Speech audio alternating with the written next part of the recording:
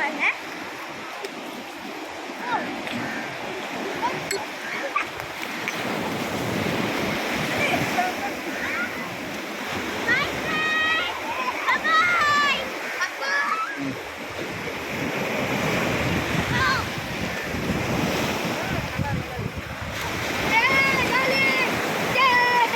அருள் செல்வா ஒரு ஃபிஷ் பிடிச்சிருக்கான். நீங்களே பாருங்க.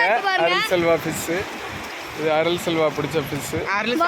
ஆமாம், அருள் செல்வா வாயை வச்சே கப்பி பிடிச்சிருக்கான். நீங்கள் எல்லாரும் பாருங்க.